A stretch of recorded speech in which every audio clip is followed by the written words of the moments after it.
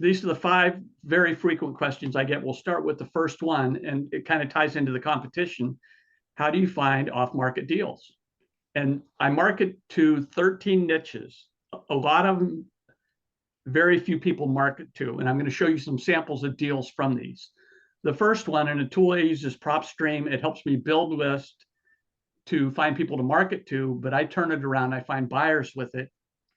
So it's kind of a vanilla list. So I'll pull a list of people that live out of state and out of the county that have owned for 20 years or longer. And those people will get marketed to by many other people. That's their main focus.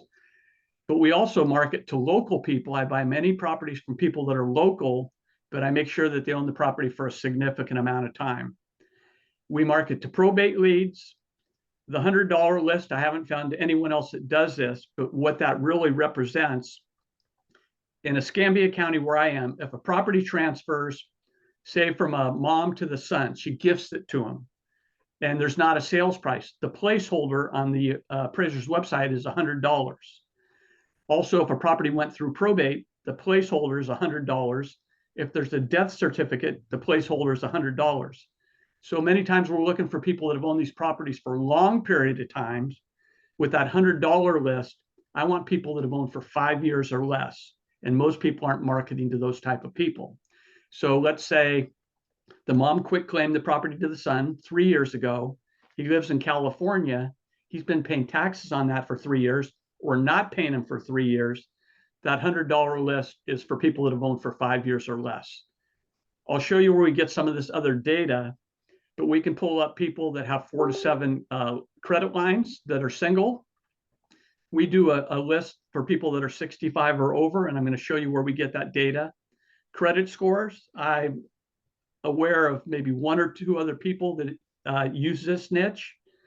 Tax deed sales, these are people that if they don't pay their taxes, they have 3 choices. They can pay their taxes and redeem the property. They can let it go to sale and it will get sold at an auction, or we can go ahead and contact them before it goes to sale. Code enforcement liens.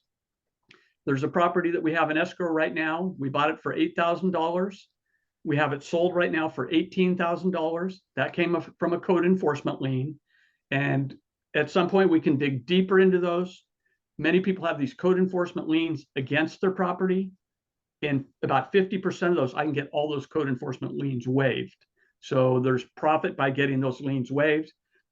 Very few people are marketing to those. Expired MLS listings. I know that people tried to sell their property. They failed. So if they failed from 3 years ago to 8 years ago, I'll go ahead and market to them. I know what they tried to sell it for. I know that they wanted to sell it. I know they didn't get the price. But the reason I go back at least 3 years, now I have 3 years of appreciation. So an example I'm going to show you, we bought it for $10,300. We sold it for $25,000 3 days later. Properties that are quick claimed, a relative signs it over to another relative.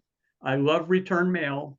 And this last one you see here are certificates. And these are people that are chronically delinquent on their taxes. They're not just a little bit delinquent. We have 650 people on our certificate list that will be mailing out tomorrow or the next day. And these people are 2 years or more behind on their taxes.